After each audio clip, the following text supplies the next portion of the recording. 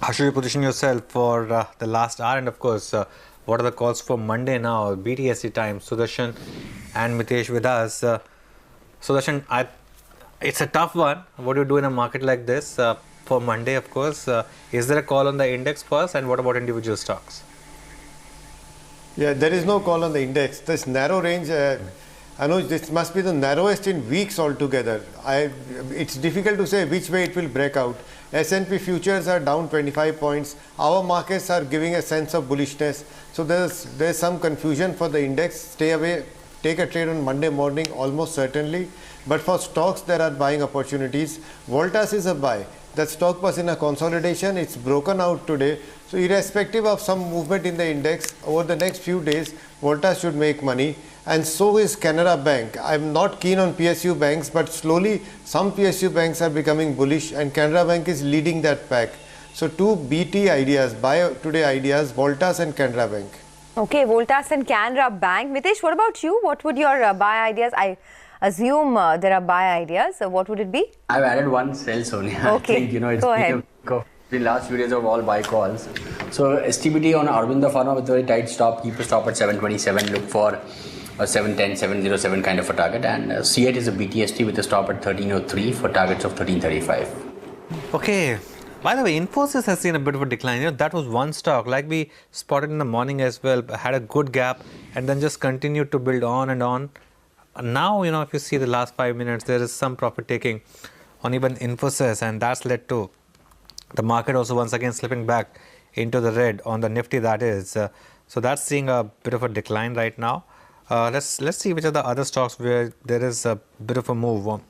Reliance also is quite interesting. Just see the chart on Reliance. That's also looking quite interesting. On the other hand, the stock of this week has been Indiabulls Housing Finance, and that's still up quite a bit. In fact, making a 2% move on Indiabulls Housing Finance right now. What would be the next targets here, Sudarshan, if you're looking at the charts? Oh yeah, the target is assuming that this small trend that has started continues. If it does, then maybe 850 we could be looking at 850. But I have big doubts on that.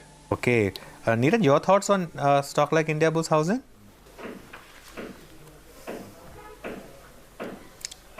Actually, fundamentally, if you see purely on valuation, the stock is at a very attractive, I think it's about 2 times a book right now, trading FY20 2-time book. So valuation point of view, this is very good. And you've seen the stock as far as the growth is concerned. See, people have a view that Indiabulls has been growing at 25, 30 times, 30% credit growth over the last couple of years. See, that may not continue. So when the results come for this quarter, there may be some disappointment. But for investors, I think that would be an opportunity to buy this kind of a stock. Even if it grows at 15% plus going ahead, I think this price is an attractive price for investment point of view. But for trading point of view, after a rally, there may be some disappointment for this quarter results. Okay, the one interesting stock in the market over the last few days really has been Kaveri Seeds. And that stock should come up for you, and that's now starting to make a bit of a move.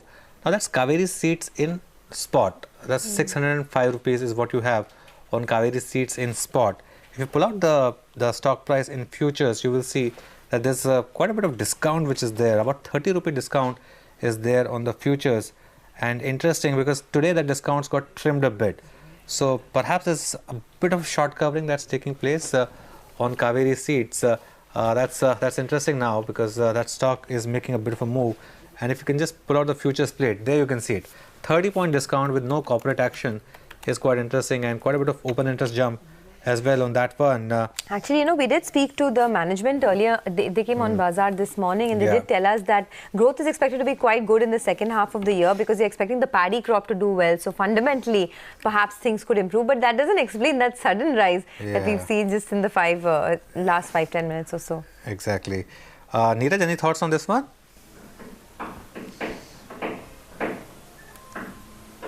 Actually, we've seen Kaveri Seeds earlier, but we're not comfortable for an investment to invest in a stock which is purely on seeds and agri purely seeds business. For that matter, we prefer stock which have a little diversified portfolio, even in agri products are concerned, something like a DCM Shriram Limited. So Kaveri, for that matter, I feel it's gets a little risky to invest in a stock like Kaveri for investment purposes. Okay, and that point is well taken. In fact, now it's already coming off from its high, so it's really very volatile, this particular stock. But on that note, let's get in some market opinion. Earlier today, we did speak to Harsha Upadhyay, the CIO equity at Kotak Mutual Fund. We asked him for his outlook on the market given the backdrop of macro risks and political uncertainty. Listen in. As far as macro trends are concerned, I think in the last 4 to 6 weeks, many of the issues have got resolved themselves. We have also seen some expectations building up in the market in terms of Fed going slow in terms of expected interest rate hikes next year onwards. If that were to happen again, that would be positive for all the EMs, including India. So these are some of the trends which are clearly turned positive. But as far as political scenario is concerned, I think still there is a big event coming up next year. So until we cross over that, there will be volatility in the market. Market expects that the credit flow into the economy will increase over the next few months and quarters. And that's the expectation which is driving some of the stocks in terms of expected demand and improvement in the business conditions. We have been bullish on domestic cyclicals, but domestic cyclicals which are closely linked to economic activity and where we believe that there is a positive undertone already, and we believe that will continue into the future as well. As far as other segments are concerned, we are also bullish on some of the sectors and segments which are closely linked to rural economy. We believe that credit flow into rural economy will be a large one before elections, and that could really perk up some of the consumption trends in the rural areas. When you say consumption, are you looking at consumer discretionaries or staples? Not all of them. We have been very, very selective because we have seen kind of slowdown in urban consumer discretionary demand. That's unlikely to really inch up immediately. We have got some of the rural names such as tractors and two-wheelers in our portfolio, and also which are closely linked to agricultural improvement. And those will be the stocks to look at if you believe that the rural economy is going to do well, rather than the entire consumption basket. As far as consumer staples are concerned, we have been very, very selective, not only now, but for the last few quarters, given the fact that the margin of safety is really not there, and the valuations have been at historically high levels. So that's making us a little uncomfortable at this situation. How do you approach this whole PSU banking law? There is an expectation that more banks would come out of the PCA, more relaxation of the strict norms, etc. Do you think at best this could just be a tactical move, a trader's move, or should investors start looking more at some of these better quality PSU banking names like SBI, etc.? We would be very, very selective in our portfolios, which we have been in the past as well, but we will continue to remain that way rather than trying to pick some of these PCA banks and try to ride it tactically from here on. We believe it's better to be in good quality names and where there is improvement in terms of the overall business, and that's what we would focus on. So mostly our portfolios would be in private banks and maybe 1 or 2 selective PSU banks. Harsha, from here on, what is the big risk factor for this market? There's so much domestic money which back the market all through this correction. You reckon that would stay put and will keep adding over the next few months? Seems like the domestic liquidity support that is coming from retail investors will continue. We have seen a couple of big events and volatility in the last 1 or 2 months, but despite that, the SIP flows have continued. We have seen nearly 8,000 crores of domestic retail money coming through SIPs, while the lump sum investments may have slowed down a bit. But overall, the health of inflows into the mutual fund categories continue to be very strong. So that shouldn't be an issue. What would be your red flags? Do you think we get a clean run and the markets will move in tune with higher earnings? Do we see 11,000 and 11,500 before long, before the elections? Or do you think there are red flags? Before elections, our view would be that market would still consolidate at around current levels, give or take few percentage points, but we don't see a very big move on either side at this point of time. But if there are new cues that come into the market from global economy or global macro, maybe we'll have to revisit some of our assumptions. But at this point of time, we believe it's going to be more of a sideways trend for the next few months. We are getting some details on what might have come out from the RBI headquarters. No official announcement on the RBI website just yet, but Ritu Singh is joining us from the headquarters there. Ritu, in any case, nothing was expected on the prompt corrective action norms, but any idea on what might have come out? Well, a tweak, so to speak, on the prompt corrective action norms was not expected in today's board meeting, but it was certainly taken up by the board, is what we're given to understand. However, the Board for Financial Supervision, which was tasked in the last meeting to study the prompt corrective action norm framework, has not yet submitted a report to the board, is what we've been able to gather so far. However, a discussion did take place. The governor was apprised of some of the issues surrounding or the concerns that have been raised by the government with respect to the prompt corrective action norms. We do understand that the next board meeting will be convened very, very soon, if not in the first half of January itself, is what the board members are looking at, and perhaps by then is when they're expecting a more concrete report from the Board of Financial Supervision on the health of these 11 weak public sector banks, to be able to take forward any relaxation, if at all, that they can consider for the prompt corrective action norm framework. But aside from this, what we've been able to gather is that a lot of administrative issues were also taken up in today's board meeting. In the words of one of the board members that I did speak to earlier, he did say, in the light of all these contentious issues that have been dominating RBI board meetings, some of the admin issues had been ignored in the last few meetings, and that was also taken up. That occupied a lot of time in today's board meeting as well. But of course, for the final word, we're still awaiting, that statement from the Reserve Bank of India, which should be out any moment now. Okay, thanks a lot for that. Well, Sudeep Bandyopadhyay, the group chairman at IndiTrade Capital, joins us on the show. Sudeep, hi, good afternoon. How would you read into some of these lines that have come through? I mean, nothing on the PCA norms just yet, but the PSU banking space, especially the banks that are under prompt corrective action, are hopeful of something to come through soon. Is this a pocket that's a bit hazardous for long-term investors, or do you see some sort of a opportunity here? Well, I think this pocket was definitely a complete avoid till some time back. It depends on what RBI decides as far as the PCA norms are concerned. Things can improve. What we believe, Sonia, is that we can't apply one blanket policy for all the banks under PCA. If the RBI kind of goes bank-wise and decides what needs to be done for each and every bank so that they can come out of the PCA norms, I think that will encourage and enthuse the market, because the problems are not identical, problems are different, and they require slightly different treatment in most of the cases. So we'll have to wait and watch what RBI says, but probably it will be good to say that, we can probably go and say that the worst is behind these banks. Things should start improving from here on.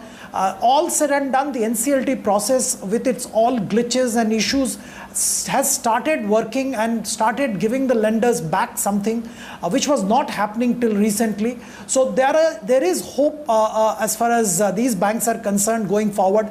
Still a long way to go, but one can be extremely selective and start looking at taking positions. But remember that these have to be necessarily aggressive investors. Okay, that's necessarily aggressive investors. By the way, Bharti Airtel really is having a bit of a strong home run. It's closing. In between, it had that dip, but that's been bought now, and it's closing in on 6% move. The other one which is having a bit of a move now is Yes Bank once again, 3.5% higher on that. We spotted Axis Bank. That's the one where it negated the open and high pattern, where the open price was same as high price, and as soon as that was taken out, Axis Bank is the stock that we are talking about now. That stock also saw quite a bit of move. In fact, now moving to the high point right now on Axis Bank. Apart from that, you have HDFC, which is still at the low point. HCL Tech as well, down about 1.7%. Sudeep, Good afternoon. Your thoughts on HCL Tech now, 1.7% lower, and it's cooled off quite a bit after that acquisition. Well, Anuj, I mean, I really didn't understand why the market disliked the acquisition so much. Yes, I think the price paid was little too high probably, but the kind of acquisition they did, which definitely will help them in garnering incremental business from the established set of clients which IBM has. I think that's definitely a very good entry as far as their other businesses are concerned into these corporates. For me, I think HCL Tech is a buy. And I think these, the price coming down is an opportunity for a investor to look at buying HCL Tech. There is fundamentally nothing wrong. The acquisition, we believe, is definitely not an incorrect acquisition for HCL Tech to go ahead with. They needed a bunch of fresh clients, and that's what they got through this acquisition. Okay, well, let's do one thing. We have 15 minutes more to go before the day comes to an end. And really, the index is picking up a bit of pace from the lows, but it's been really tightly ranged today. So not much action on the headline index, just holding around the 10,800 mark, which is great. It built on to gains this week and it's holding on to those gains, which is always a good thing for the bulls. Let's get in some more market opinion. Earlier today, we spoke with Kunal Desai, the portfolio manager at Mobius Capital Partners, who says the independence of the RBI is the most important for India from an FI perspective. He added that India is far healthier today, the Indian stock markets that is, are far healthier today than it was in 2014. Listen in. The number one most important element of the central bank in India is its independence. And this is something that the central bank under Dr. Raghu Rajan, under Dr. Urjit Patel, and also their predecessors have worked very hard for that. And really, when foreign investors look around the emerging world, they look at the strength of institutions. It's something that's very important in lowering the risk premium of a particular equity emerging market. I think what's most important is that the government did move very quickly in appointing someone who the market trusts, that has a degree of legacy in terms of working both with the current government, the BJP, but also the prior government, the Congress. And is someone who is well respected. From our perspective, the national elections will be something very different. You know, voters in India have historically voted for state governments on different issues and have different expectations than when it comes to the national election. The one thing I would say, though, is that India in 2019 is a very different animal to India in 2014 when we had the last general election. The Indian economy, the market from a macro perspective is far healthier. So from our perspective, actually, the importance of the national elections next year aren't anywhere close to how important they were for the trajectory of the markets as they were in 2014. The fundamentals of India's macro have become far stronger, or certainly are far stronger than they were in 2014. And inflation is one of the key areas where it's moved from north of 10% 5-6 years ago down to, as you say, sustainably below 4%. Now, when you think of what dictates interest rates, it tends to be the real rate. And as you can see, as inflation falls, real rates rise. And that gives central banks the ability to cut interest rates and stimulate growth. If the policy-making decisions of the central bank are stimulating growth, this in effect can attract foreign capital into the country, which can be supportive for the currency. The key areas or the key business models that interest us are companies where the management teams themselves or the business themselves can control the main levers that drive profit generation, cash flow generation, and book value growth. IT services in the mid-cap space has thrown up some interesting opportunities. On the financial space, small finance banks, I think, have been through a really sharp turnaround now over the last couple of years, where they've invested a lot in building up their liability franchise through their deposit mix. Well, we're just counting down to what has been a really quiet day of trade. So the Nifty will end at the 10,800 mark. But if you put together how the week has shaped up, the Nifty is up about 1% for the week. The mid-cap index is up over 3% for the week. So it's been a really good market as far as the broader market goes. You get a sense that that could be the trend even as we head into next week? I think the base case was if the Nifty defended yesterday's low, Sonia, which was 10,749, that would have given you a message that the market is not really latching on to global weakness and wants to move on. And in that case, the mid-cap should outperform. I think there's room for mid-caps to outperform because of the kind of fall that we have had. And now with the market getting a bit of a sense that things are turning around, that is where you'll have a lot of action play out. So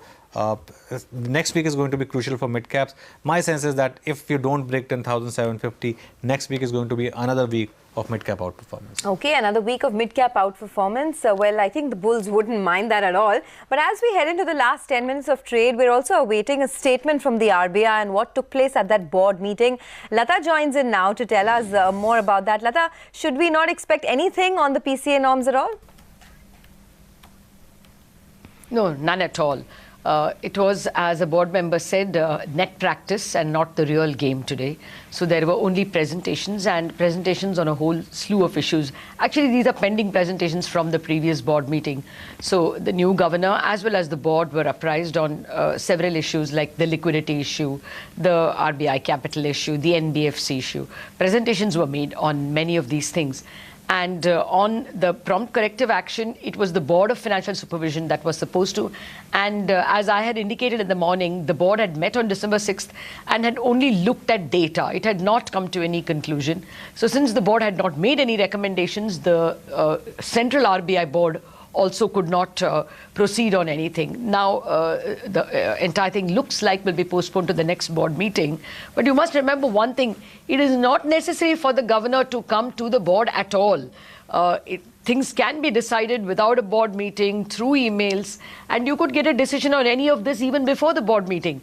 So, in a way, we could wait for the next January meeting, but some decision on PCA could come all of a sudden if the Board for Supervision, Board for Financial Supervision is ready. So there is that one window that decisions can get taken earlier than the meeting. But otherwise, it looks like it will be all quiet up until early January. Okay, well, we are used to decisions all of a sudden, right? We've seen so much of it happen over the last 1 week itself that now we've become pretty thick-skinned when it comes to all of a sudden decisions. But thanks, Lata, for that. Let's get back to the markets. Just counting down less than 6 minutes before the day comes to an end. The day and the week, actually. So let's, just try and find out how to approach the next week. So, Darshan, the one stock that has made a very good comeback over the last month and a half is Bajaj Finserv. I mean, from the lows of 5,100 in October, now it's back close to 6,200. Do you see more on the upside as we head into the last 2 weeks of the calendar year? Yes, well, if and when the Nifty starts another rally, Bajaj Finserv should outperform. So I can't say whether there will be an upside immediately next week, but any dip here is worth buying. It is possible that eventually it may go back to its all-time highs at 7,000. So this is certainly an outperformer.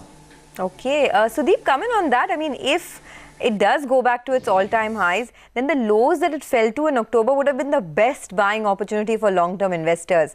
You think it's too late to step in now, or is there still an opportunity here? Well, I think, you are absolutely right in saying October lows were probably the best opportunity, but I think still there is hope. For a long-term investor who has 1 year plus time horizon, even today it's a great opportunity to buy and hold Bajaj Finserv. There is absolutely no problem with the company. There was never a problem. Impeccable credibility. They didn't have any asset liability mismatch. They are into completely different segments of the market, which they're not by and large into long-term lending. The asset quality is impeccable. The growth has been phenomenal. So, there is absolutely no reason why they should be punished along with some of the, problematic NBFCs or problematic companies. So, the correction was unwarranted. The move after that has been on the expected lines, but still, on a steady state, there is still enough growth steam left in the company. Okay, well, we just have 3 more minutes to go before the day comes to an end. Mitesh, what's the call now? I mean, 10,800 is what we will conquer by the end of this week. You see more follow-on buying next week? I would bet on that. I think the odds really do suggest that 10,940 could be tested. And you know, we've seen this today morning and yesterday afternoon as well. Any dips closer to about 10,750, 730 zones would be an excellent buying opportunity. Okay, and you would continue to be long, is it? Is that your strategy? That's correct. Okay. Sudarshan, what about you? No, I don't have any nifty positions. I have explained that the narrow range we have seen for 2 days now, yesterday and today, that will break on one side, up or down. Given the fact that US futures are down significantly, it's difficult to make a call today. We'll do it on Monday. We will have a position hopefully on Monday. Focus on stocks for now. Okay, yeah, you don't necessarily have to have positions every day, right? Sometimes you just need to sit back and enjoy your spoils, perhaps. And I'm sure you have a lot of them after the kind of moves we've seen over the last many days. But quickly, thoughts before we wrap on the oil marketing companies. Sudeep, you know, they've been big movers lately. This week, IOC, of course, has the buyback news, but even BPCL is up about 6% for the week. Do you see a comeback of sorts here? Not really. In fact, there are enough and more uncertainties. We believe in the global oil market. We haven't seen the last of the uncertainties. I'm not saying that the oil prices will shoot up to the levels we had seen last month, but definitely volatility will be there. Also remember, we are heading into a general election, and the flexibility in terms of pricing, in spite of whatever we may say, may not remain with the oil marketing companies. So it's always better to kind of avoid these kind of companies in an election season, particularly in a volatile global oil market scenario. All right. Well, we just have about 1.5 minutes left to close. So let's do one thing. Let's wrap up the day's trading action. Today was a very quiet day. The Bank Nifty actually closes in the red, but we're just quibbling about a few points here and there. Actually, it's been really flat. The mid-cap index has done better and just consolidating after the gains that we've seen over the last 3 days, which is very good. What it tells you is that the trend is still on the upside and, you know, we're holding on to our gains of last week. Bharti Airtel, surprise, is a big Nifty gainer this afternoon. 5.5% higher. Yes Bank is up almost about 3% and a couple of other stocks, Eicher Motors, Asian Paints, Gale, Power Grid are all up about 1 to 3% or so. On the downside though, some profit taking seen in some of the heavyweight IT names. So HCL Tech down about 2%. You have some metal names like JSW Steel, etc. that have come in for some profit taking, and names like Kotak Mahindra Bank that was slightly subdued, but nothing great to worry about on the downside. In the broader markets, the mid-cap index absolutely flat. Fortis Healthcare down 7% after the deal has been put on hold. And on the upside, you have a couple of these stocks like Jet Airways that's up almost about 3% Motherson Sumi on that impending acquisition, the stock is up almost about 3% but it has come off from the day's highs. Let me quickly tell you how the week has shaped up, because as I said, the Nifty is up 1% for the week and the mid-cap index is up 3% for the week. The biggest Nifty gainer was Indiabulls Housing Finance this week, 10% higher there, followed by IOC, which is up about 9%, and Yes Bank and then Hero MotoCorp up about 8% apiece. Before we wrap up, Sudarshan, as a trader, what would your, I mean, I know we still have another 2 weeks to ask this question, but as a trader, what should the New Year resolution be? I mean, all of this year, you know, it's passed by with absolutely no move on the index. Of course, there was a lot of intra-year volatility, but what would your own New Year resolution be as a trader? Well, 2019 will be different from 2018. My New Year resolution for the markets will almost certainly be buy every dip. Okay, buy every dip, the eternal optimist. Okay, we'll take that. Sudeep, what about you? Well, I still believe that, Sonia, there are enough and more opportunities sitting in the mid-cap and as well on the dips in the large-cap side. So selective buying of stocks should be the right strategy. We are heading into an election, so there will be volatility. But for an investor with a little bit of a patience, there are enough and more opportunities. One should look at pharma, definitely. There are interesting stocks in pharma. Post-correction, they look very interesting. Okay, and Mitesh, I know your personal resolution would be to travel more and take more pictures because photography is your passion. But what about your professional resolution? What would it be? I really haven't thought of that, but I think, basically being more aggressive on trading is what I think should be the next step forward. I think you've had a very choppy year. Once you get more of a directional year, I think, it makes sense to be more aggressive once you have a clear hang of a trend. Okay, if you have a clear hang of a trend, so hopefully it will be a directional year and won't just be ambling in this range, right? But we still have 2 more weeks before the year comes to an end. So let's do one thing, since the day and the week has come to an end, let's